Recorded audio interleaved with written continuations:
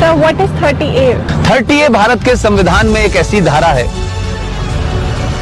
ये धारा ये कहती है कि हिंदू अपने धर्म की शिक्षा नहीं दे सकता, अपने कॉलेज में नहीं दे सकता, प्राइवेट कॉलेज में नहीं दे सकता, इसके लिए कॉलेज नहीं बना सकता, और जो सरकार के जो कॉलेजेस हैं उसमें नहीं दी जा सकती। लेकिन एक धारा है 30, वो 30 धारा मुसलमानों को इस बात की इजाजत देती है कि वो अपनी मजहब की शिक्षा के लिए कॉलेज खोल सकते हैं, वो मदरसे चला सकते हैं, क्रिश्चियन अपने मदरसे चला सकते हैं, स्कूल इंस्टीट्यूशन चला सकते हैं जहां वो अपने मजहब की शिक्षा दे सकते हैं। मेरा सवाल यह है, क्या संविधान के निर्माताओं को इस बात का बोध नहीं था कि सिन्नी जी, अगर आप अपने धर्म की शिक्षा आपको नहीं मिलेगी तो आप में संस्कार कहां से आएंगे, आप में फेथ कहां से आएगा, आप वेद क्या हैं, पुराण क्या है, कैसे जानेंगे अगर आपसे कहा जाए आपको यह नहीं पढ़ना है।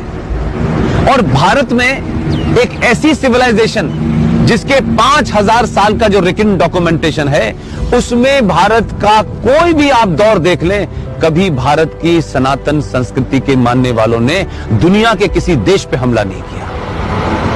यह शब्द बलात्कार हमारी संस्कृति का हिस्सा नहीं था। ये घूंघट इसलिए नहीं था कि हमारे यहां था, हमको गलत नैरेटिव दिया क्या। ये भारत के अंदर जब मुगल शासक आए, उनका एक ही एजेंडा था कि जितने गैर मुस्लिम औरतें हैं उनका रेप करके उनकी नस्लों को सुधारना है। ये बलात्कार शब्द हमारे साहित्य का हिस्सा नहीं था, ये तलाक शब्द हमारे साहित्य का हिस्सा नहीं था। हमारी परंपरा और संस्कृति में 7 फेरे जीवन भर के लिए जाते हैं। इस्लाम में शादी is a contract between 2 people, it's a business.